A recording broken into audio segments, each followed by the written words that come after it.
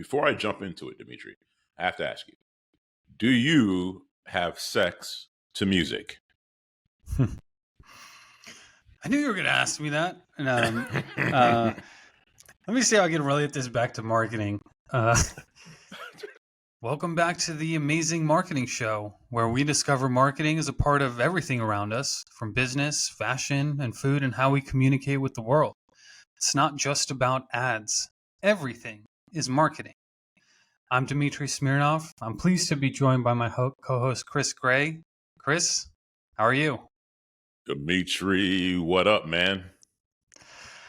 Listen, this week I've been working on something a little bit different. I realized, I think we've talked about this, but we were on our phone and lots of screen time. Everyone's on their phone these days. I mean, it's not uncommon. I accidentally swiped my phone to the left off the home screen, and that there is where you see your screen time. Dun, dun, dun. And I was honestly shocked by what my screen time average was over the past few weeks on my phone. And even though I'm on my computer working, I feel like the phone is the entertainment part, unless I'm sending an important text or answering something on Slack on my phone. The screen time was telling me I'm on social media, I'm watching YouTube, and it was 4.5 hours on average per day, which was way, way, way too much and way more than I wanted. And so I decided to try a little experiment to lower it. And I want to tell you how it worked out. I'm listening. Before I tell you, though, do you think that's a lot of screen time, or is that like kind of standard these days? It seems like a lot. I get my screen time report every Sunday, like most of us Apple users. And I don't look at that shit. I just see that it's up 13% or down, whatever. But I know that I'm on my phone way too much. Well, it was, so I know I was using the phone in the wrong way. It was mostly Twitter, a couple other social media platforms, and YouTube. And first I deleted Twitter and the other social media platforms. And what happened after that was I was just using it all on YouTube, so I had to delete YouTube.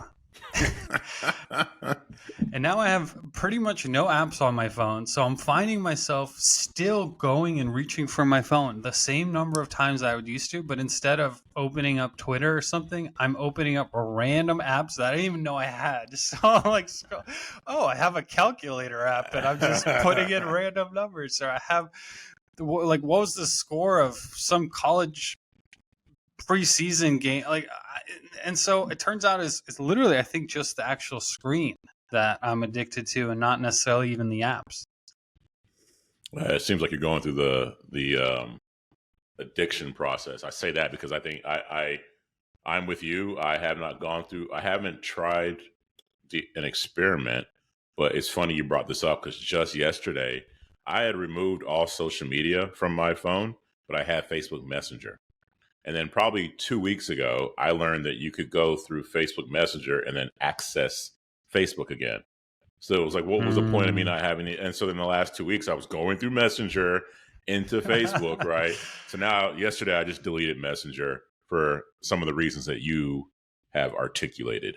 Dang, I wish you never told me that, because I still have Facebook Messenger up on my phone. So now that alligator brain is going to come back, and later when it gets bored, it's going to have to find that secret pathway too. Man, it's funny though, but I'm going to keep, it absolutely is. And I mean, I can kind of relate to other people having addiction issues based on this, because it really is. And it's clouding my brain for sure. And then one more thing on this is what I caught myself doing is I'll be sometimes, if I get into that mode where I'm taking a break from work and I go on Facebook and then I'm looking through Facebook and then I stop it. Then I pick up my phone, go to Messenger, and then go through Facebook. So I had to maybe going to the smaller version of Facebook, something changed or something. You know what I mean? It's ridiculous, man.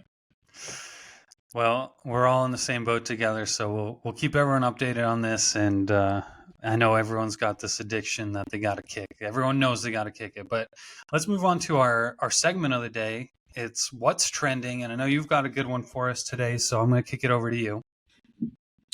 Yeah, man. So with what's trending, the thing that inspired this is, we do a lot of creatives, Dmitri and I write a lot of stories.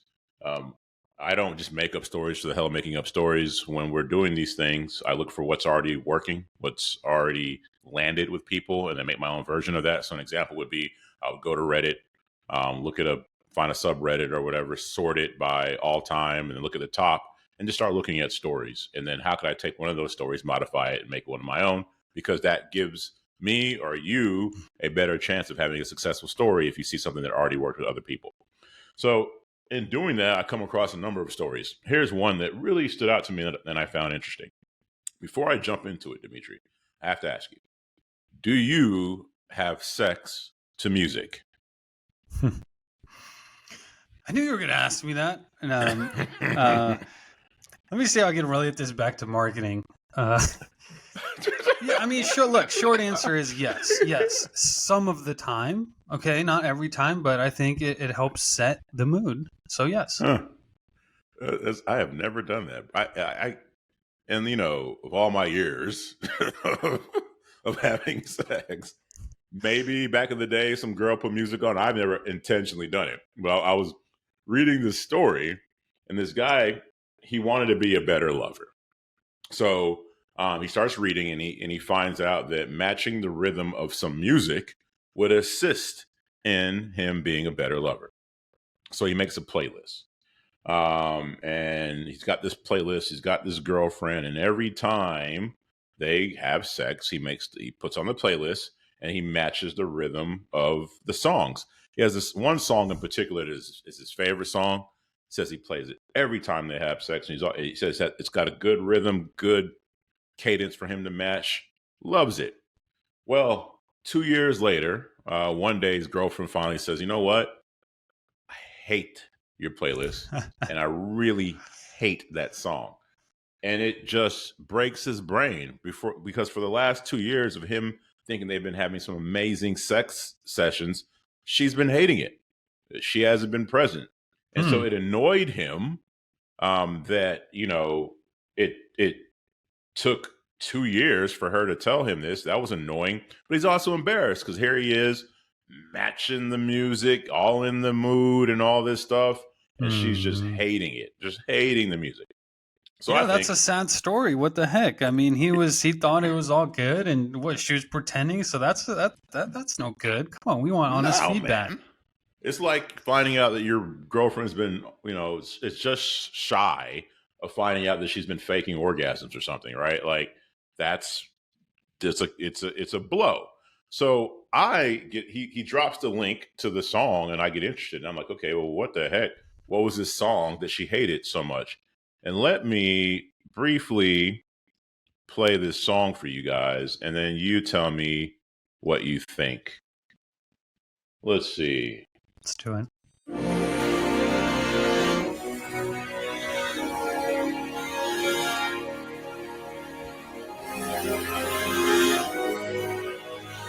Yeah, wow. It's already hurting my ears. A lot of synthesis. Okay, here comes the beat. Yeah, there we go.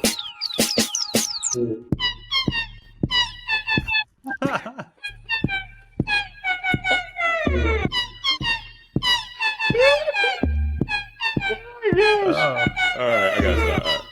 So it goes on, okay? But check this out. I don't even know where to start. Okay, but check this out. Look at this.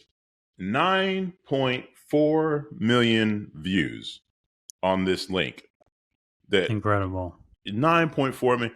That song is horrific. Like it almost like if there's nobody having sex to this song. Like if I wanted to have sex with my wife and then for whatever reason it's not happening that night, the kids being rowdy, she's super tired, I would listen to that song to help get me out of the mood, like to bring me back down to earth, right? There is nobody having sex to this song. And I'm thinking, what in the actual fuck is happening here? And I look at it, and I'm like, this guy was brilliant. What he did was he put this story up and he painted this picture of whatever, and we're like you said, man, that sucks. That's not good. And you get curious, and you go and you click on the link and you listen to the song. It wasn't about the story. That this story is I'm about 100% sure this story's fake. His real intent was to drive people to this song, which he did to the tune of 9.4 million views. Because if you just put that damn song up by itself, nobody's listening to it. What do you think? Yeah, I kind of. Well, first of all, I agree with her in the story. Like, there's no way. I mean, this song is terrible, and yeah, okay, maybe he probably made this up to drive traffic to a song, and just as an experiment. If he really wanted to make money off of it, he could have actually had a good song in there, and maybe it would even catch on and be catchy. I think this sounds more like an experiment than anything else, and it kind of reminds me of. Like you ever heard or have you ever been Rick rolled? I've heard that term, but what is I don't know what it means. It's when somebody sends you a link like, hey, check this out, this is really awesome. You click it and it takes you to the Rick Astley Never Gonna Give You Up song, and that's called getting Rick rolled. And I just looked it up, and it's got, actually, you're never gonna guess how many views that song has. How many do you think? If this one had 9.4, I would say 20. So let me give you just a little bit more context for your guess. So I'm gonna look this up live. Is Never Gonna Give You When I say 20, I mean 20 million. Yeah, song or like ranking. What is it called? Song, like number. Okay, so here it is. Oh no, this is talking about 2023. It ranked again in one of the most popular songs. This song never gives up because of this Rickroll game. Anyway, I think it was popular in the 80s. Maybe it was number one, but anyway, at some point, let's just go with some point in the 80s, it was number one, and people are still using it to Rickroll each other. That's something similar. I've had other things happen to me that are similar to the Rick roll thing, where you click on it, but they take you to something highly inappropriate. Okay, so you said 20 million. The actual number of views just on YouTube is 1.5 billion views. This dude made a serious song. It hit number one on the charts. He made money from that, and then now he's making money from it because people are using it as a prank. Good for him. If he made money off this before when it was a hit, now he's rolling in it. Rolling, bro. These views, but people are probably clicking off of it fairly quickly. I doubt he's getting the full song played, and I don't know what that looks like in terms of ad revenue off YouTube. But so my point being is that this example of the song and all that is kind of like a Rick roll, like haha, got you. But that's a cool one, and it's cool about taking a trend like that and duplicating. So maybe he copied the Rick roll strategy. How would you leverage this in your own marketing for your clients or businesses? I have no clue, bro. I really don't, like, because it's almost the off the top of my head, it's the opposite of what we want to do. For example, we have a business here where we write email subject lines, and in the email subject lines, you want to take a boring story and make it exciting, but you don't want to overpromise in that email subject line, because if they land on the story and your email subject line was so grandiose but the story's flat, they feel let down, right? So it's almost like, here you have this in this example, you have this story, and I was entertained, I wasn't let down, but the whole Rick rolling thing is you click on a link expecting something, then you kind of get let down. So it's like, I don't want to do that, so I don't know how I would leverage it in a positive way for marketing. What about you? I mean, there is a kind of a fun aspect of getting Rick rolled, like, and there's other games like it. I remember in college or around there, people would play you would get iced, and you'd have to drink the Smirnov ice or the other nasty drink and it's just kind of part of the fun. And so, kind of going back to one of the other episodes we talked, where it's the feeling that it leaves you with is what's important. So what's the feeling here? Is it frustration? Because then that's not really a great feeling. But is it like it kind of fun, and I want to do more of these tricks. I want to trick some of my friends, and it'll help build our bond. Maybe it's something more like that than a direct revenue type of aspect.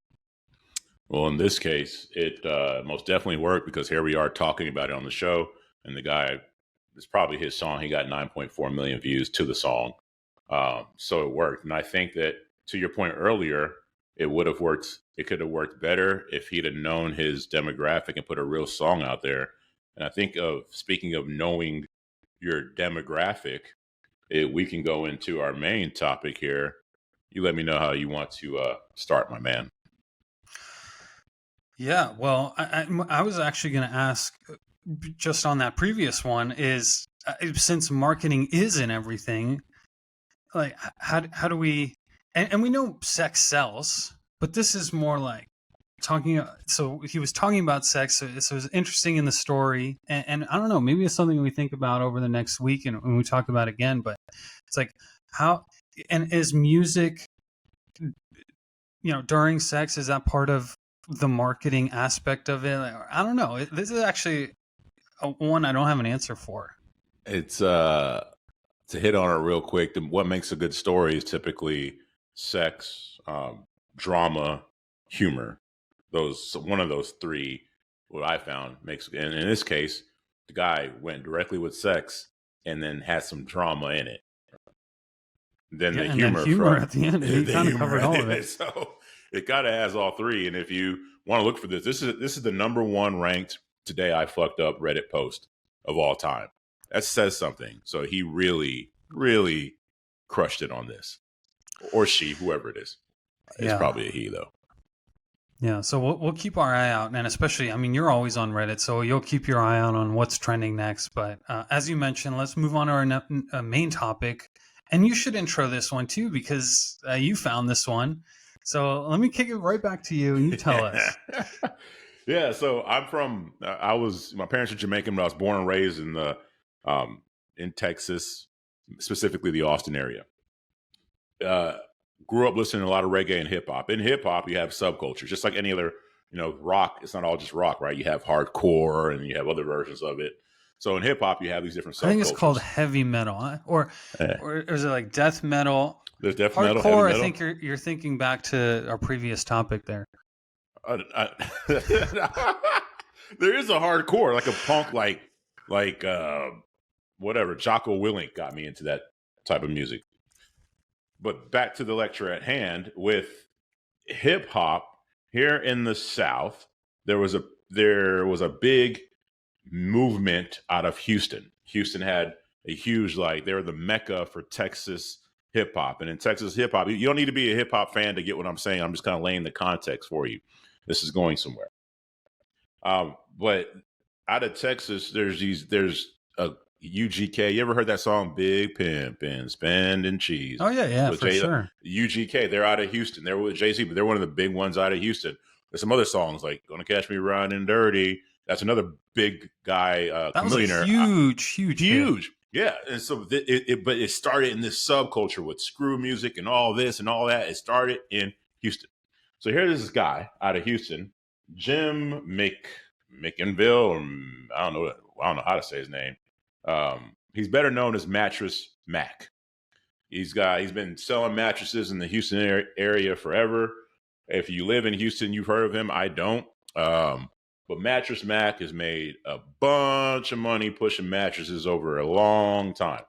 And Mattress Mac looks like he's about 75, 76 years old, maybe older, 80.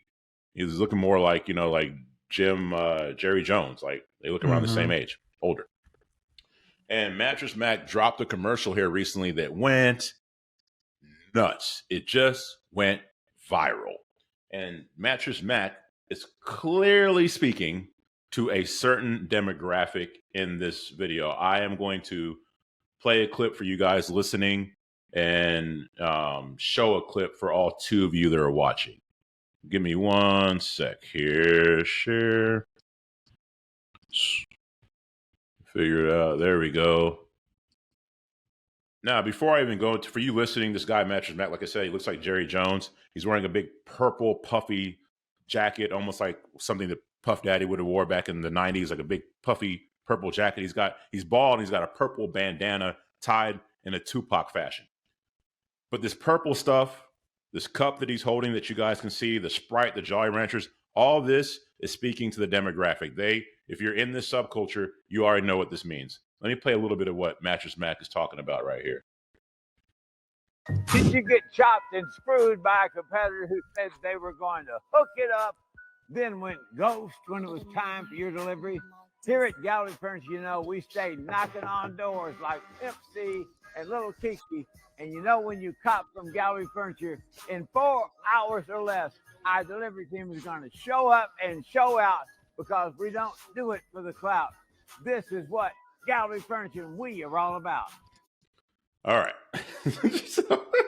Wow. To the demographic that he is not targeting here, this guy looks absolutely ridiculous. And he's talking about stuff that somebody, again, if you're not in this demographic, you're like, what the hell is he talking about? Knocking doors down and Pimp C. And cop something. You don't know if that's a good thing or a bad thing. Yeah, he's just, if you're not in the subculture, like, what the hell is going on and who is this clown?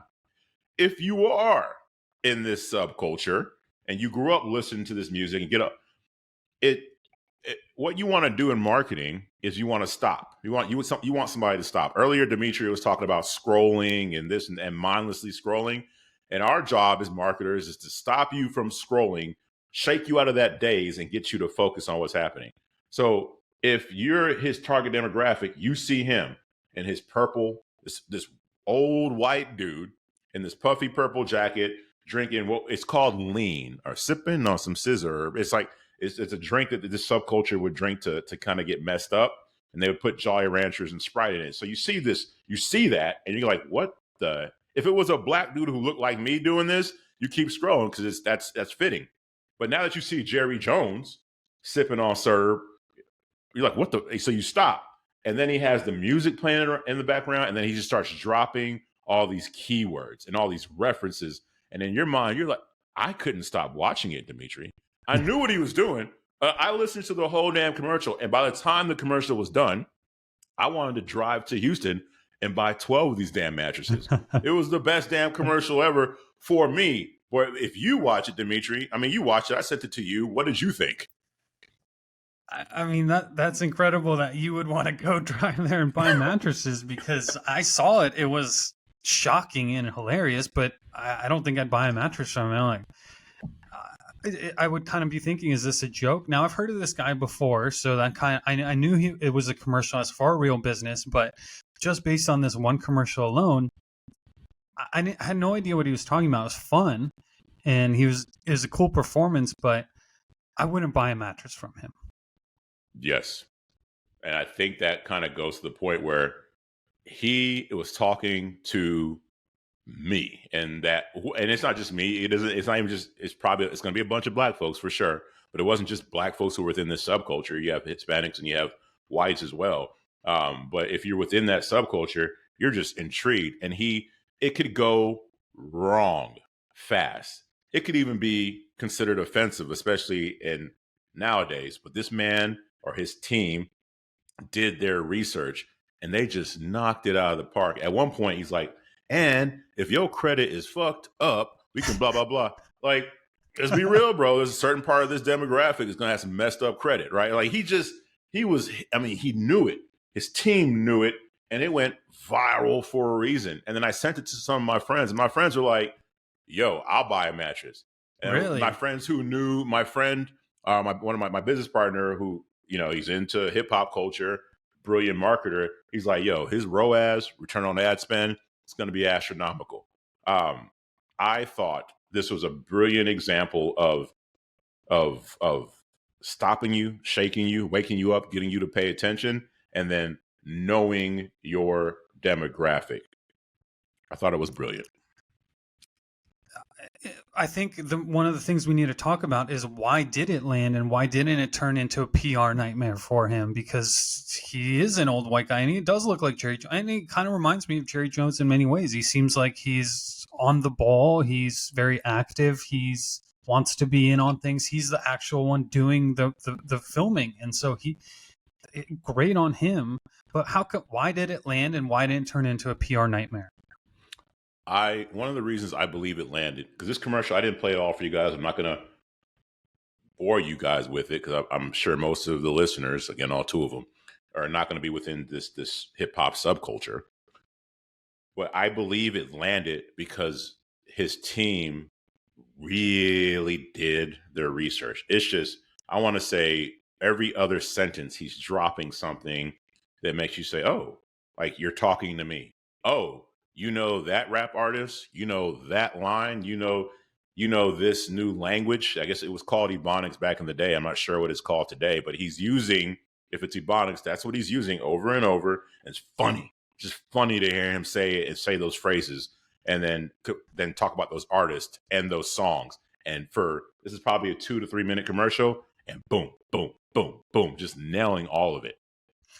So I had to do a little bit of research on this guy. I've seen him before because he's known in the entire country for placing huge Super Bowl bets and World Series bets, especially when Houston is in the team. I think he had a massive bet on the Houston baseball team when they were in the World Series, and I don't even know if he won or lost. It kind of doesn't matter. It seems like that's a big marketing play for him, and it works. I was looking up their revenues. They started decades and decades ago. Now he is an older guy, so he's been around, and I think as late as he had a huge year in 2014, and then it was kind of down. They were doing $150 million a year. Now I think they're back to, I mean, different sources, but doing over $100 million in a single location furniture store. I actually don't know if that's a lot or not. It probably is a lot for a single location furniture store, quite frankly. So he's really doing something right. It's just Houston. He's not even expanding to any other parts of the country. He's also really renowned in Houston for helping during the big hurricane that came through a few years ago. He opened up his store. He provided food for hundreds of people. So he's well known and respected, well liked in Houston, and this commercial is only running in Houston. So I'm thinking, is that why he got away with it? Because he's already built up the goodwill. Because even after you're saying that it worked for you, and you're not in Houston, but you know the subculture, you send it to some of your friends. Me watching, I'm like, dang, you're like, this has got to be a PR nightmare. But I guess he built up the credibility in his hometown, and so it's okay that maybe he doesn't even really know this music. I mean, it's hard to believe that he knows Chameleonaire and whatever. And maybe he does, but maybe it's okay. The script is good enough and his performance is good enough where it's just, hey, I get what you're doing. It's fun, and I'll still buy a mattress from you. I think that could be it. And I also think that if he did not do the research he did, and if they didn't do their homework the way they did their homework, I don't think it lands as well. And I don't think that all that PR and goodwill would matter. I'm sure, like the guy from, what's his name, the Papa John's guy, the leader, he had to step down because he dropped an N-bomb during a role play or something like that a long time ago. I'm not sure if you ever heard about that, but I'm sure if we looked at him, oh, go ahead, Dmitri. Well, I remember hearing about it. I don't remember exactly why he had to step down. I just remember he was stepping down. It was Papa John's was huge. I mean, you have your Pizza Hut, your Domino's, your Papa John's. Domino's have been kind of a leader recently. I don't know if that's because Papa John's fell off, but they used to sponsor everything, and he'd be in commercials with Peyton Manning, and now he's gone. He was the face of it. He was all the marketing. I'm sure he's probably done a bunch of great stuff with all his stores and given to charity and this and that. Probably a big deal within his community. But you go and you have one teleconference where I believe that he was doing a role play, like an HR role play, and he said the N-bomb, and it was over. And it wasn't even like he was really trying to, he was role playing, right? And it just went wrong. It went wrong fast. If oh buddy right here, if Mattress Mac is dropping N-bombs, I'm not sure if it goes so well, right? Hell, I don't even know. He did it so damn good. I believe that, to your point, it's in the Houston area, and he hit on Houston hip hop so well. He didn't do one or two things or say, like, it's very evident, everything from the get-go, again, from what he's wearing to what he's drinking in here, and sentence after sentence, he put so much homework in, or his team put so much homework in, that it was entertaining. It took you out of, because I'm scrolling, and all of a sudden I see Mattress Mac, And that's all that's happening in my world at that moment is what the hell is happening in this reel? And I'm watching it. And so he stopped people, took them out of their world, and then he hit on the hip hop. And you knew that if you grew up in Houston or if you listened to Houston hip hop and you were really into it, it's almost nostalgic, some of the stuff that he's saying. You're just entranced. And I think that the work behind it is why it landed. If he half-assed it, dropped an N-bomb, who cares about all his charity and all the goodwill he's done in Houston? It would turn against you just as fast, in my opinion. Well, good for him, because this was definitely a risk. I'm looking here on the YouTube Mattress Mac commercials. It looks like he's been doing commercials for 40 years. Damn. And he's very well known for wearing a mattress in his commercials. And he's been a star for a long time. And this was a risk. He took a risk legitimately. So kudos to him. I don't know how many people would have taken that risk necessarily, because what's the upside? I really wonder what the upside of this ad is. Your friend is saying it's going to have a huge ROAS. Is it going to take their sales from, let's say it's at 100M, and is it going to go to 150 million? In that case, probably worth the risk. Is it going to move the needle just a little bit? I don't know. I guess let's keep following this along and see what revenues they're going to get out of this. I would be shocked if it didn't. If you're in the Houston area, and he's clearly talking to a demographic here, clearly. And if you're in the Houston area and you're this demographic and you're around your neighborhood and you see Mattress Firm, you need a mattress, and you see Mattress Firm, or you see whatever the name of his business was. He says it here. I forgot. Gallery Furniture. You see Mattress Firm, or you see Gallery Furniture. If I know that Gallery Furniture was Mattress Mac and I saw this commercial, Mattress Firm doesn't stand a chance. Nobody stands a chance if it's me buying the mattress, seeing this commercial, and his stores in my neighborhood. No matter the price, do you think you'd be price inelastic in the, or what's the right word? Agnostic. Price agnostic. I studied economics, and then I can't tell you inelastic versus elastic. I think it's price. When. Okay, now I have to explain it, because Please. it's like with gasoline, right? No matter what the price of gasoline is, you pretty much get the same demand for it. People still have to drive to work. They still have to go to the grocery store and all that stuff. So even if it goes from $2 to $4 or $6, pretty much going to spend the same or get the same number of gallons of gas. So in that way, it is price elastic, I'm thinking. But there's other things that are, let's say movies. If a movie is $10 and it goes up to $50, way fewer people are going to go to movies. So I'm just wondering, would you just buy no matter what, or would you still compare pricing? I believe that I would probably buy. Well, my wife would not let me go and just buy a mattress because I saw a commercial. But if it was just me, I'd probably be leaning subconsciously. I think I'd be leaning subconsciously towards making it work here. And I think that Mattress Mac, he says in his commercial, and I didn't play that part, but he talks about, if your credit's fucked up, we can do da-da-da-da. It's almost like, how if somebody wants a car, some dealerships back in the day would focus on your monthly payment. They'd be like, hey, what are you trying to make your monthly payment? What are you trying to get it down to?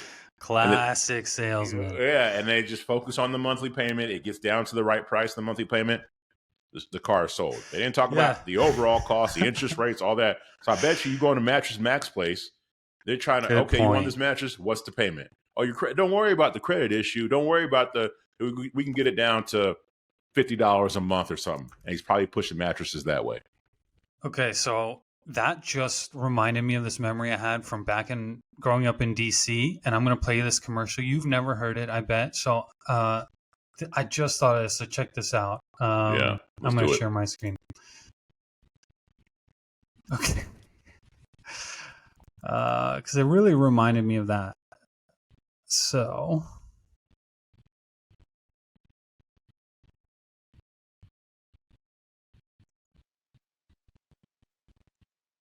Okay, so this company is called Eastern Motors. Stars of the commercial are Ray Lewis, LeVar Arrington, Clint Portis, which were big football stars back in the early 2000s from the Washington Redskins and Baltimore Ravens.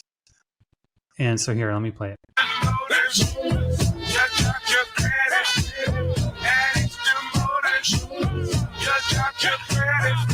Ford, Honda, Chevy, Beamers, and minivans, over 600 cars, trucks, SUVs. Are you listening, man? Let Eastern Motors put you in a car today. Let Eastern Motors finance it all the way. Thoughts? Clearly speaking to a demographic. Yeah, I mean, that's it. I mean, that's my thought. Is they're clearly and they're talking about your what, financing or something like that. What was something they were saying? Finance it all the way. Yeah, a really catchy beat. And Eastern Motors was known for its more, like big cars with big rims and big tires and lifted and it would play all over the radio for years. It's a huge hit, and everybody liked it. And I bet not just the demographic that Mattress Mac was after. Like, it really this Eastern Motors commercial, it affected everybody. Everybody loved it. Interesting. I think one of the themes here, the theme for sure is knowing who you're talking to, and then just going all in. I think that, if Mattress Mac or Eastern Motors kind of hit on it, like you said, Eastern Motors were selling cars with big old rims and lifted in. Well, I mean, who in the hell was buying those, especially back in the day, right? And Mattress Mac, he's going all, knowing who it is, and then truly going in. But before you can go in, you got to do your research. And as I'm talking to you, there's some light bulbs going off. When I got into the marketing game in 2015, one of my first mentors, he talked about, he's the one who told me how to leverage what's already trending, but he also told me you can't just copy and paste. You have to really know your demographic, really know who you're talking to.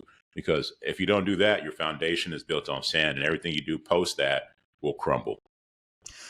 That's a great point. And pick who you're going to talk to. Don't talk to everyone. Pick a percentage of those people. If you have a broad, an item that can sell to a broad audience, that's fine, but it's still not everybody. I mean, still, you got to pick somebody. It's much easier to sell that way. I was actually curious because it is after a demographic. I'm wondering, is that the only people that they're selling to, or what? Like, what does the landing page look like? And maybe I should share that too. So I have it on my screen. Let's see.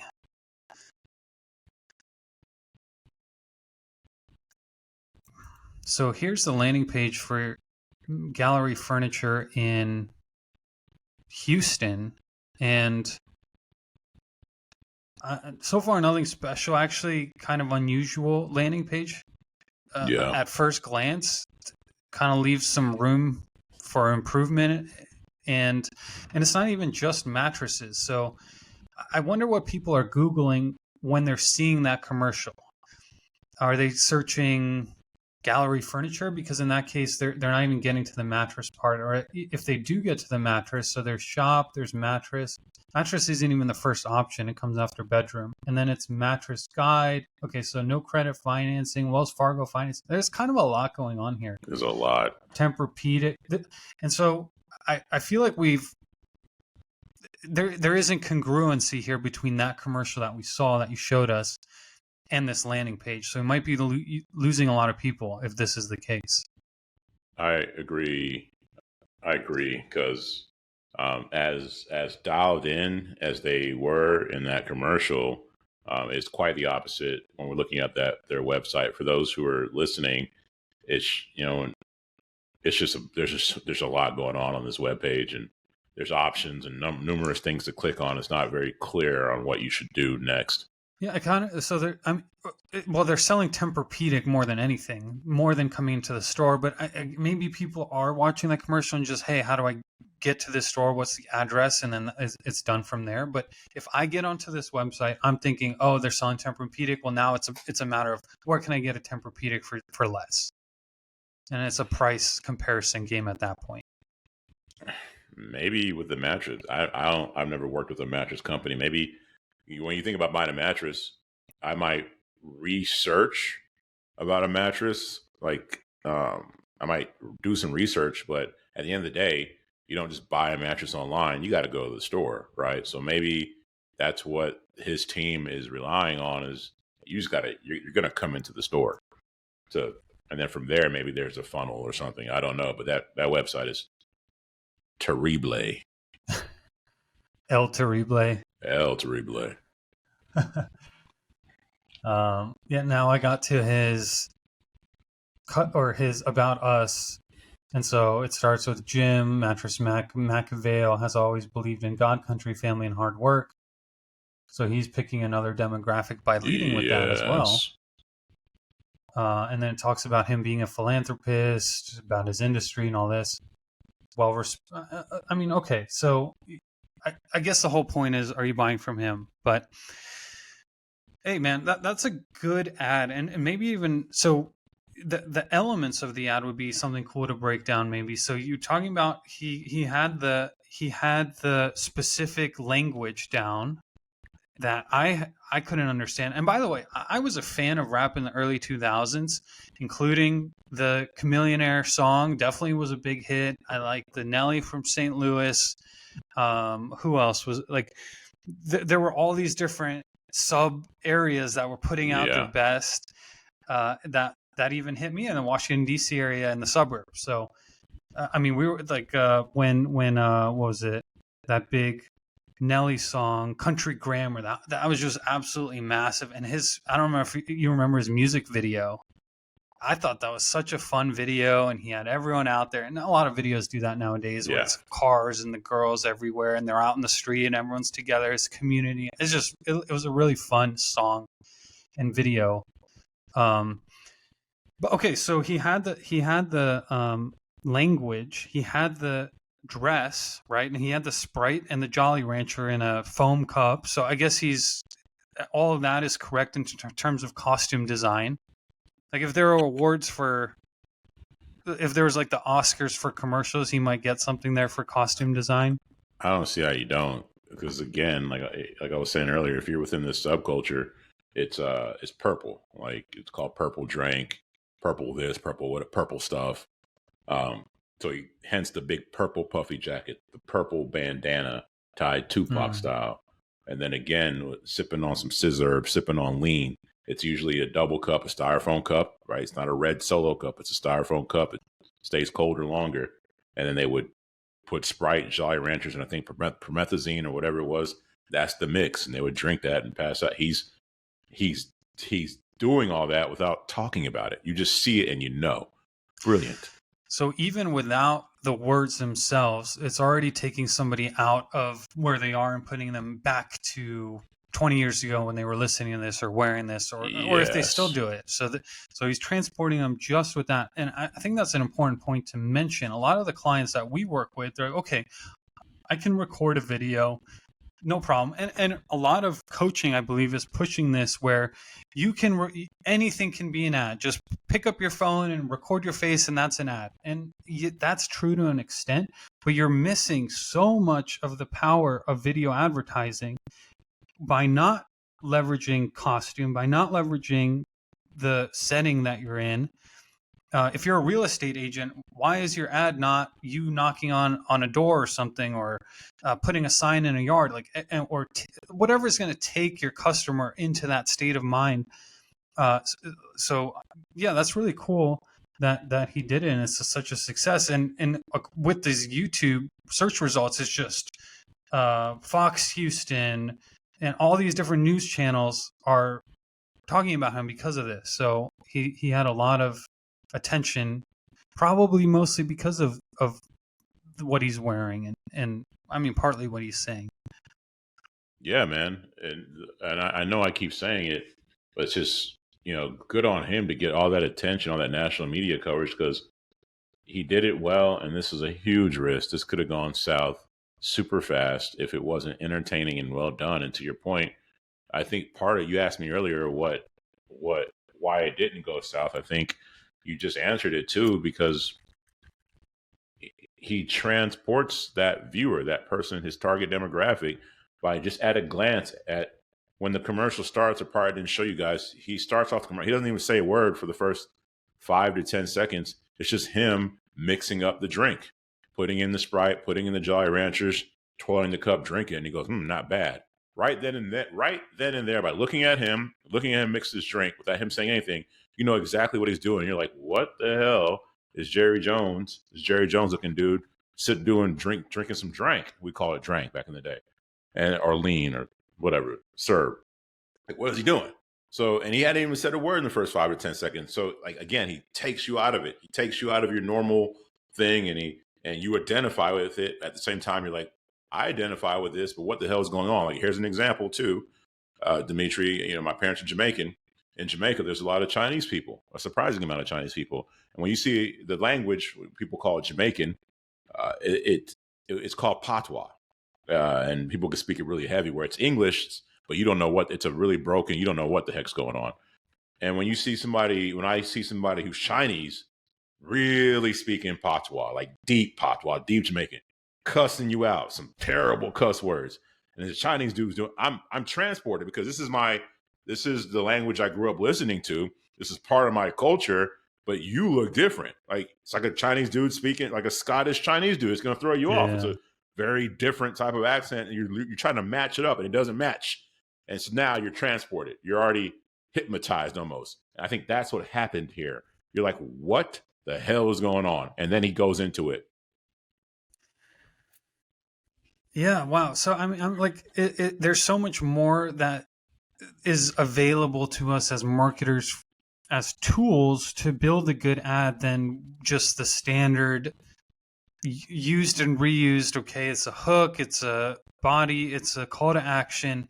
It's not as simple, and it's so much more fun than that. You can you can take calculated risks like he did, and you can surprise people with unexpected things, like a Chinese person or looking person who speaks in the Jamaican way. That's surprising. So, going back to the three topics you mentioned, or the three themes that are the best themes to get attention, is either sex, drama, or humor. Well, surprise is a good way of getting attention. At least surprise someone with the introduction like he did, calling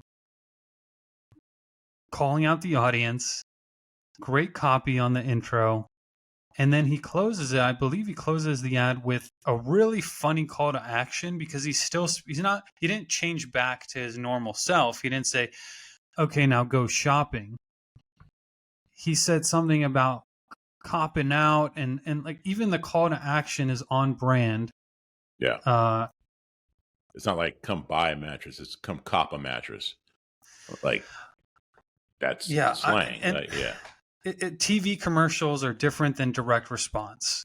So I would love to know the actual results of it.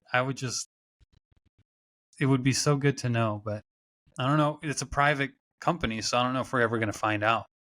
I don't know if we ever do, but just from what you mentioned earlier, if you make a local commercial and it made Fox News and whoever else, all these other national news stations, it goes viral, and for the right reasons, you've already won. You've gotten the attention of the nation. So what does that mean for you locally? I just don't see how it doesn't help. I think the moral of the story is that you're really one great ad away from growing your business like crazy. One great ad changes everything. And just to really summarize it, it's more than just the one great ad. It's the research that went into the ad. It's the picking of a demographic, researching it, scripting it properly, or setting the scene properly, hooking it properly, and then closing it. Like, there's a lot that goes into it, but once you do have one great ad, all of a sudden you go from a little business to a big business. Yep. I like how you summarize it. You are just one great ad away. Going back to when I started in this, and you're struggling to sell something online or get leads, and all of a sudden you drop an ad, and then it goes ape shit. And then you're like, oh, and you learn from that too, right? Because now if you dropped an ad that went nuts, you start to figure out kind of what that demographic likes, and you could build from it. But one ad, one campaign can truly change your life. Isn't that such a good feeling though, when you finally get an ad to work and it's something is finally profitable, and not just profitable, but it's really just churning and burning and taking names? Like, that's such a good feeling as a marketer. I guess that's what we're always after now, where we want that successful ad. And in this day of infinite leverage, we get a good ad, it goes all around the world, it goes viral, it goes everywhere. So, man, it's just so fun to work on these things. And then, which ad went viral for you? The very first ad to go viral for me, and I hope that statute limitations. What is it? Statute limitations. What is that? The window of you getting in trouble? Yeah, I mean, you don't have to be super specific. Hell no, I'm not. Now that I think about it, but back in the day, I came up in the bowels of affiliate marketing, Dmitri. Right, so we were doing all kinds of crazy shit. I'm glad that's been regulated. Oh yeah. But I was trying to figure stuff out, so I leveraged a movie. I actually had a picture of these two stars from a movie in the ad, and it was a free plus shipping offer. I used to have a jewelry business, and free plus shipping, for you guys who don't know, you would say, hey, get this necklace for free, just pay shipping and handling. Shipping and handling, you could mark it up back in the day as high as like $9.95 for the shipping and handling. But the necklace would cost me 70 cents, 80 cents. So that's what I did. That was my first free plus shipping necklace, and I leveraged two movie stars from this movie, and the necklace had that theme. And my goodness, I was selling tons of $9 necklaces, tons of them, off of one ad. What about you? What was your first viral ad? Well, I was also in the affiliate space in the early 2010s, so I know that era well as well. I don't know if you ever made it out to those affiliate summits back in the day, Yes. And they were in Vegas, and man, there's nothing like that anymore. They would bring out the kind of the washed up, like Sean Paul or somebody. They had Ludacris one year when he was past. Anyways, they bring up. It's just right when you're past your prime, and they bring you an affiliate summit. But those were the craziest parties. I mean, you and I know, like with the masterminds nowadays, it's not crazy. People aren't staying up late. They're not drinking. They're focused on their work. They're focused on their health. Back then, in the affiliate days, it was all about the party, and it was the wild, wild west in the party scene, and on the marketing scene. So people were getting away. People are having to move to Dubai because the feds were after them. Man, yes. The good old days, huh? I don't know. The first viral one I think that comes to mind is we were running this browser game. It was MMORPG, which is a multiplayer browser game. And the funny thing is, none of us at our company, at the team that I was working with, none of us had ever played this game, but we were sending just an ungodly amount of traffic to this game. And the way we were able to do it was by doing it through Google, with Google Ads, Google Display Ads, and the only difference that we had over our competitors, that we had the girl on our ad had slightly less clothing than all the others. And this is technically in the gray area for Google. And the way we were able to get it approved was to just brute force it, meaning we'd submit our ads, they get disapproved. We'd resubmit them and keep resubmitting them until some team, probably in the Philippines or somewhere overseas, it just kind of slipped through the cracks, and we would get to run that for a while until it get disapproved again. Now, it wasn't pornographic or anything like that. It just happened to have a little bit less clothing, and that made all the difference. All the difference. And that's the first one that comes to mind for me. That's beautiful too, because mine went viral on Facebook, and I could do it worldwide, which is cool. So that's different than just the States. But if you're going viral on display, whoo, that's some traffic. Oh yeah, it's it's a lot of traffic, and I mean, we were measured by quality too. You can't just send bad leads. You have to have them actually playing the game and spending money in the game for it to be worth it for the company to keep paying us. But people were doing it, and this was driving them. Now we used a in between page or a squeeze page to also keep that dream alive that maybe there will be some girls that where the clothes keeps getting taken away, or I think that's what it was. And yeah, it just worked. It worked for quite a while. Once again, man, sex. One of my another one that I was going to talk about was I won't go too far into it, but one of a campaign that went nuts for me, helped me get out of corporate America, was a car insurance campaign that I did. That's a whole nother podcast. But what I was able to do was essentially sell sex in a car insurance ad. Sex sells, man. I think that's another moral of the story is don't try to sell your product or service. It's not going to sell. And No. even if it does, you're competing on price at that point. Sell the dream, sell the story, sell everything around the product. The final, I mean, what is your life going to look like after you buy specifically from me? That's what you're selling. Yes, sir. All right, Chris. Awesome episode. Looking forward to the next one. Appreciate you, Dmitri. Thank you guys for watching. Peace.